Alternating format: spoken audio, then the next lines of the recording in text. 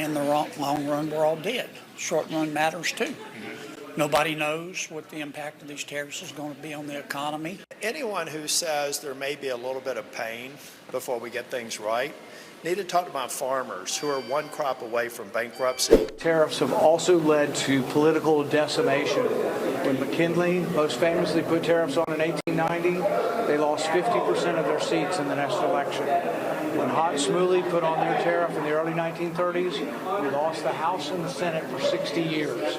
So they're not only bad economically, they're bad politically. What you are seeing here are the most expansive tariffs that we have seen from President Trump, including from his first term. And as he noted here in the Rose Garden, this is something he's been talking about for decades and certainly did on the campaign trail this time around. But of course, the question is how other nations will respond to this and how the stock market will respond to this. Those were the questions, and here are the early answers. The market reaction after hours, I've never seen anything like it. This, I think fair to say, is worse than the worst case scenario of the tariffs that many in the market expected the president to impose. Okay, let's check out the market. It has just opened and the Dow is off 1,170 points, 2.7% down. If you look at the Dow 30, there's obviously a great many stocks in the red, but I do see 5 or 6 in the green. So there are some stocks that are moving up. S&P 500. Real sharply lower there. You're down 3.3%, 189 points. And the NASDAQ, that's still down about 4 percentage points as we look. Yeah, it's still down 4.5%. Check out big tech. I'm pretty sure they're all down. Yes, they are. The self-serving president imposed his tariff plan on literally the entire world on Wednesday in what he called Liberation Day. Old friend of the Watchlist, Jessica Burbank, pointed out what some were wondering while Trump held up that stupid list of countries that he's targeting. Trump imposed tariffs on literally everyone, the entire world. There's a 10% tariff on all imports into the United States. And he's saying a lot of these tariffs, which are massive, over 30%, are on countries because they're reciprocal tariffs. And he has these figures of what percent U.S. goods are tariffed in other countries. These numbers don't make any sense. First of all, Vietnam is at 90%. They just announced yesterday that they were reducing their tariffs. Here's what some of those numbers look like. Natural gas went from 5% to 2%. Automobiles were pretty high at 64%. As of yesterday, they're at 50%. Still nowhere near 90%. Starlink, Elon Musk's company, made a deal with the Vietnamese government yesterday, a day before U.S. tariffs were being announced. Do we see what's going on here? The EU is at 39%. Nobody knows where that number came from. U.S. imports to Europe are an average of below 5%. It is unclear what Trump is trying to do. It's unclear where these numbers came from. Shout out to Burbank for the old live Watchlist viewers here.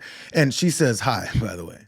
But the reason that it's unclear where these numbers came from is because this administration is incredibly ignorant and full of themselves. Do you know about the herd at McDonald Islands? We put a 10% tariff on them today. It's basically populated by birds, seals, and penguins. It's uninhabited. This is the kind of thing that you do when you have no clue what you're doing. You fire the air traffic controllers, you get rid of the bird flu monitors, you get rid of the scientists who are monitoring measles, and you tax penguins. And when you have no idea what the fuck you're doing, you surround yourself with yes men that might know what they're doing, but then their natural reaction is to drop to a knee and kiss ass to further the president's stupidity. The fact is that President Trump has been saying that he supports tariffs because he has the intuition of what we talked about, how those incomes are not gaining because we're losing the jobs abroad. He's been saying that for 40 years, and he just won a landslide election, really, in the U.S. It's the idea that it's bad politics for tariffs. Well, the voters who voted for Trump should have heard that. And the bottom line is the reason it's good politics is people know what happened to their communities, just like you remember what it was like when we were growing up. And President Trump is going to fix it with this policy. And it's absolutely an incredible day in the history of American economic history because we're finally stopping the trade war. It's not we're starting a trade war, we're stopping the trade war. So while Kevin Hassett tries to get the taste of Trump's cheeks out of his mouth, the number one yes man, J.D. Vance, took his shot at spinning this alternate reality in hopes of selling this as something something positive. Mr. Vice President, there does seem to be a disconnect. You see Wall Street in the media and the markets, and they're freaking out right now. Yep. But then I look at those workers that were in the Rose Garden yesterday, and they're celebrating. I think about all the diners that I've done across the country, and all these businesses saying, we've lost manufacturing here, and they're celebrating the move. What is the disconnect between the market and the people, those workers that are cheering this on right now? Well, I think on one hand, frankly, a lot of people have gotten rich from American jobs moving overseas, but American workers have not gotten rich. And frankly, American companies have not gotten wealthy from the increasing growth of foreign competitors manufacturing overseas. What I saw yesterday in the Rose Garden was incredible enthusiasm, because a lot of those workers, they've been working hard for 10, 20, 30, 40 years. Young and old were in the Rose Garden yesterday. They've never had a president who stood up for their jobs and stood up for American prosperity. They finally see something has shifted. There were Democrats out there, Republicans. There were union and non-union workers alike. They know this is a big change, but we need a big change in this country, because what we've done, what we did under the Biden administration, it just wasn't working. The market, the media, and Wall Street are all freaking out. But the workers that they gave reflective vests to for some photo ops while the president held up posters with invented numbers are the ones that Vance is leaning on. I mean, their purpose was to be the scapegoat to be used for their answers about the horrible reactions to these moves anyway, so JD's using them. What can you tell the American people that they just can't afford an extra $3 here and there about the government making up the difference from that? Will costs go up at some point? Will this just be temporary? Are we talking 3 months or 6 months? Well, we certainly hear, and I appreciate, you know, how I grew up. I know. I grew up in a family that often did live paycheck to paycheck, and we know a lot of Americans are worried. So we are fighting very hard to bring prices down. We're going to have the biggest deregulation in the history of this country. We're doing a lot of things and already have done a lot of things to lower the cost of energy. You heard the president mention this yesterday. Eggs, when we came in, were at a 10-year high, and all of a sudden they've dropped 60% just in the 2 months of the Trump administration. What I'd ask folks to appreciate here is that we are not going to fix things overnight. Yeah. Joe Biden left us, this is not an exaggeration, Lawrence, with the largest peacetime debt and deficit in the history of the United States of America, with sky-high interest rates. You don't fix that stuff overnight. We know people are struggling. We're fighting as quickly as we can to fix what was left to us, but it's not going to happen immediately. And after using workers as an excuse, the next is to blame it all on Biden, to avoid answering the question of how long until regular Americans feel the gloriousness of Trump's promise of making their lives better on day one.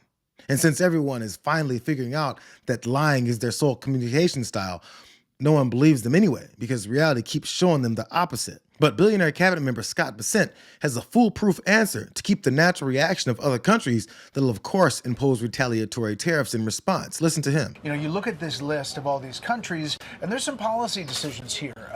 China is at 34%, added to the 20% already, so that's 54% on Chinese goods. Yes. Are they going to come back with something big? Well, we'll see what they do. Is my advice to every country right now is do not retaliate.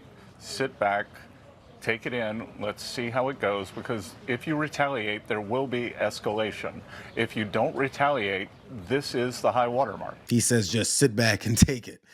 Everything they do and say is a result of their expectation that the rest of the world will bow down because this administration is full of a bunch of rich white guys that have been bailed out or bought their way out of every screw-up that they've always done. It keeps them from realizing that they're the only ones buying into their superiority complex, and it leads them to say asinine things like this. It was just soft politicians. I mean, as President Trump said, it was the people in the Oval Office. I mean, the European Union won't take chicken from America. They won't take lobsters from America. They hate our beef because our beef is beautiful and theirs is weak. It's unbelievable.